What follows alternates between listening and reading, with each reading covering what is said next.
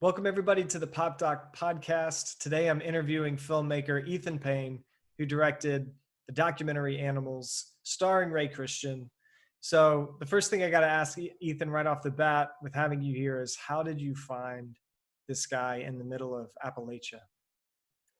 I was so lucky. I was doing a series of short documentaries for a artist residency program in it's like southwest of Atlanta in a kind of a planned community called Serenity, and they have an artist in residency program. And Ray was a poet in residence. He did like a month-long residency.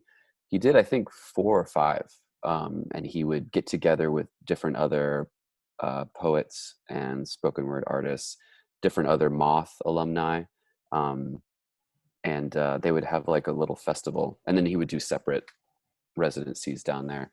So Brandon, our producer, was the executive director at Serenity, which is the artist in residency program down there, and he hooked me up with Ray. I've done 3 films, I think, with Ray so far. I did one film earlier where he had another beautiful, poignant story about being young and his love for animals and taking care of animals and his upbringing. And then we actually went up to, a year or so later, we went up to his home. He invited us up in Boone,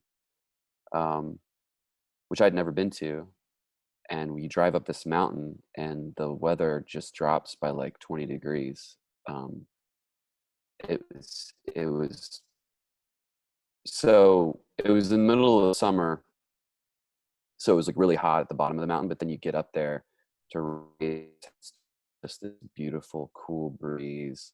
And he's got this river right by his house and all these animals, so many dogs, chickens, all these strange birds. And yeah, that's how we got to know each other. Yeah, those would be 3 films we've made together. And Boone is in North Carolina, I believe, with Appalachia, east side of it. And so with finding Ray, is he one of like the only Black families in that area? He is, I don't know how many Black families there are in Boone, but there are not many. And he's one of them. And he has, I think he told me, I think he and his wife had twins back when they first moved up there. And he jokes that once he had twins, it like doubled the African American population of Boone, or at least that area of the mountain. And what's funny about that, and a film that I do want to make with Ray eventually, is to get him to sort of lean into that and to say and sort of because he has a lot of really funny jokes about basically being like the only Black guy in Appalachia or that side of his mountain. Like he's surrounded by kind of stereotypical white mountain folk, like places. Like I wanted, when he was telling me about it, I said, Ray, let's go talk to them. Let's go interview them. And he was like, we don't talk to each other. Like there's like Confederate flags, and it's like that stereotype of like white mountain folk, like a little bit of inbreeding, probably a little bit of just bad vibes. They're possibly for a Black guy and his family up there, so they don't really interact. But what's the funny part is he teaches at Appalachian State, right? He teaches creative writing and something else, I think. Because he's like one of the few Black guys, he gets asked all the time. He's like, did you play football for blah blah blah in this year? And he's like, yeah, I did. And these dudes will just buy him a drink, or they'll be like, Ray's maybe like, he's in his 50s. They'll be like, does your son play for blah blah this other team? And he's like, yeah, he does. And so then he'll just get all these free drinks because they'll just be like, oh yeah, that's the Black guy that played football or whatever. And I That's thought that too was funny. hilarious. And so Ray and I definitely want to make a film about that for sure. Just the Well, hilarity yeah, I of. didn't know he was a professor at Appalachian State, Mhm. and literature. I mean, so when you captured him, I just enjoyed watching the man speak. He had a cadence to him, and then I didn't realize, you don't realize this until like 30 seconds or 60 seconds into your documentary, that he's rehearsed this. He's like written this down. This is like maybe a story that he tells, maybe just for this video or the general public. Like, is he an orator as well? Yeah, he's pretty much mostly, if not all, just performing. I mean, he doesn't have like a, well, he not he doesn't, that I know of, have a like bound book of his poetry. Like it's all spoken word, slam poetry, like performing poetry. Like um, there's this program called The Moth, that Lena Dunham from Girls was a part of, and or she kind of made it famous or brought more light on it. Um, where these poets get up, and it's like an open mic, but like everyone, it's like well put together, and all these poets perform their work. Sometimes it's stand-up comedy, sometimes it's stories, and Ray is just like a storyteller, and his strength is, I mean, he tells it in person and he performs it. Because you'll see in the film, I think we shot it 3 times, Yeah, I I think think. so. Yeah. um and yeah, it was the same every time. He's definitely told that story before we got it on camera. So you have a couple other docs surrounding him that we're going to be showing on Popdoc. You have one that's kind of heartbreaking, about a dog. Is that right? But yeah, the story is he had this dog when he was a kid, and the dog was hit by a car, and he was like 8 or 9 years old, I think, and a stranger stopped and took his like bloody dog in the car with him and helped him out. And yeah, I'm not going to give it away, but it's a super powerful story. Really sad. So tell me a little bit about Air Serenity. I heard you mention that a couple times, the residency program that Ray was a part of. What is that exactly? It's awesome. um, I've been fortunate enough to do a couple of my own residencies there, working on different film projects, and it's basically out in the middle of nowhere. There are these 2 cottages that you stay in, either one, um, out in the woods. Um, there is Serenity is basically like a planned community out in the middle of the forest in southwest of Atlanta, and near Carrollton, Georgia. If anyone's from Georgia listening, um, and it's Well, sorry, just what is a planned community? it's a it's a I'm just anyone that works at Serenity is going to be so mad at me and embarrassed, but like it's basically a self-sustained community that's environmentally conscious, and has all these houses. A lot of celebrities live down there, like Norman Reedus from Walking Dead lives down there. A few other actors that have been working in Atlanta a lot have homes down at Serenity. There's an organic farm. There's a few restaurants, but that's Serenity. So then the artist in residency program there is run out of Serenity, and they just have all these cool artisans and beautifully made and intentionally made and sourced items within the cottage, and these beautiful historical trails with old ruins that you can find, and it's an amazing spot to do residency. And I for a while I was doing a few films out there. Shout out to Brandon Hinman, who used to be the executive director. He's not anymore, but he produced all those films with me. Shout out to Michael Bettis, who is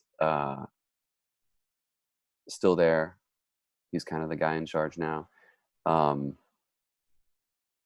yeah, Air Serenity has been very good to me over the years. They're awesome. So take me a little bit through your journey as a documentarian.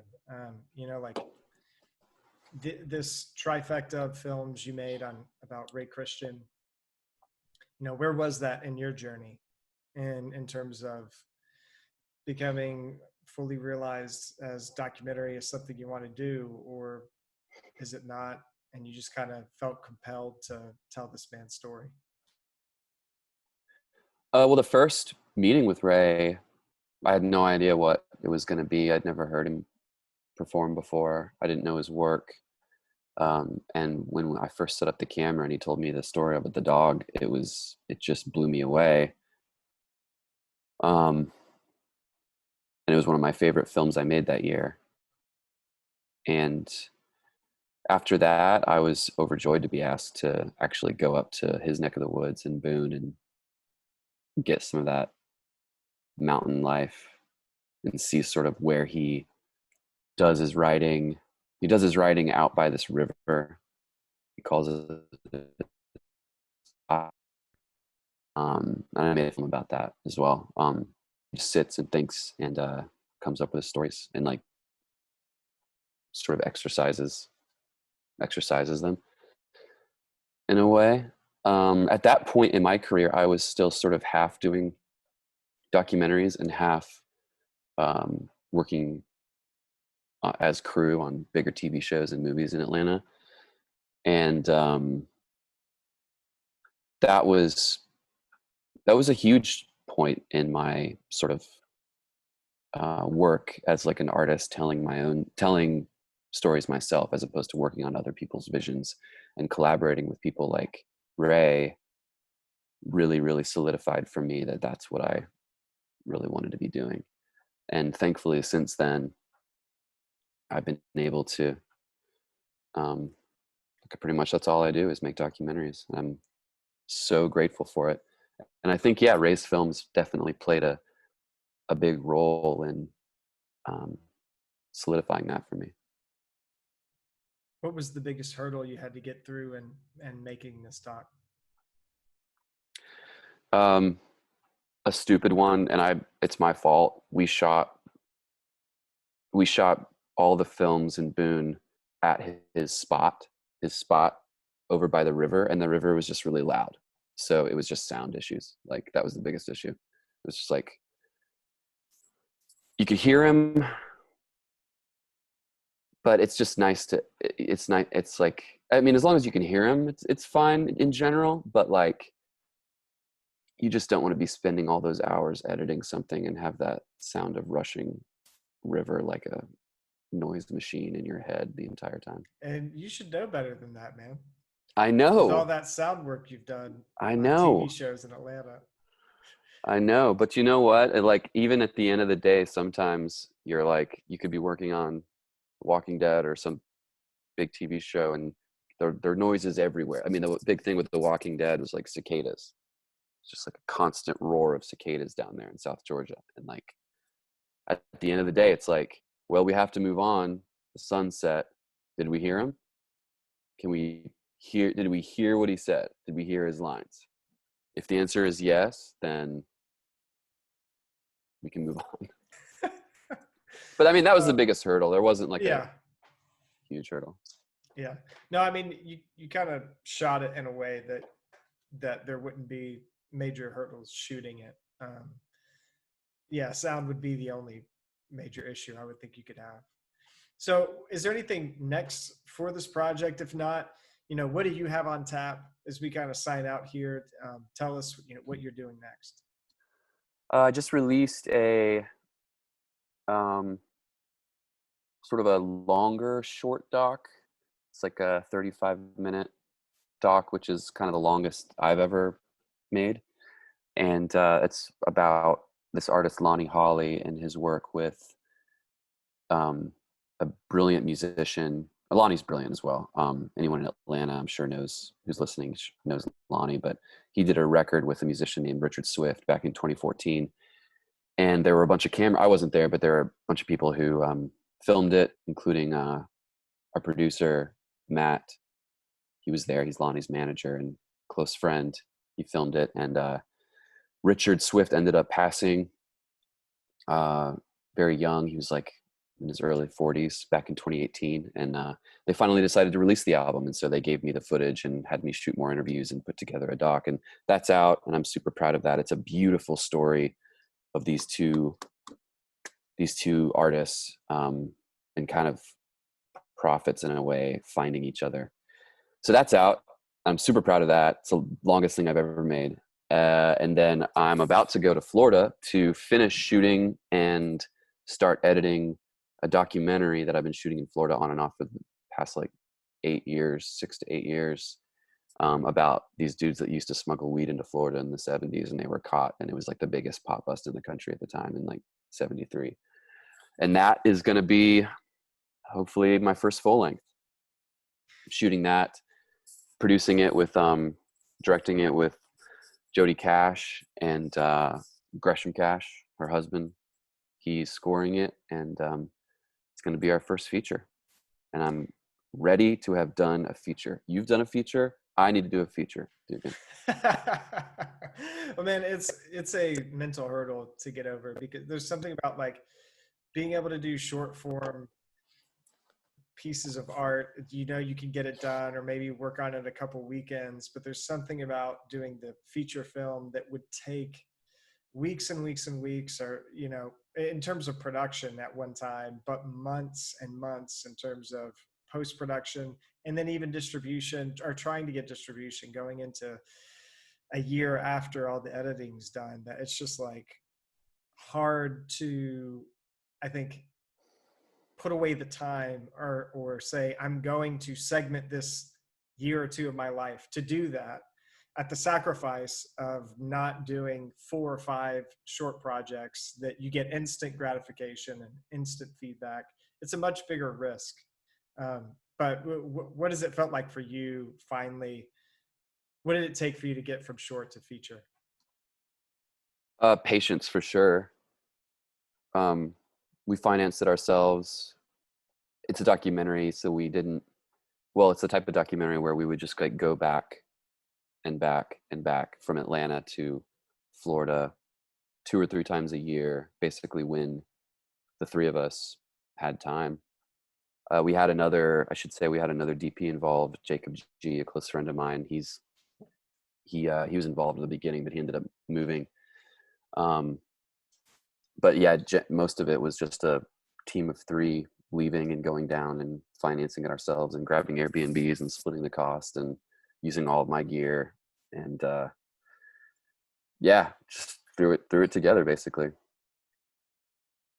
Cool. Well, I've enjoyed watching your artist's journey, and thanks for coming on the show. We're really pleased at Popdoc to be able to, you know, release some of your documentaries that you've done. I mean, I think we might have like 8 or 9 in the pike, because you Oh, have really? fans over here. Yeah, we have a lot of Excellent. fans over here at Popdoc. That's so So kind. yeah, thanks I'm for. so grateful. I'm so grateful to be a part of it. It's such a great thing that y'all are doing.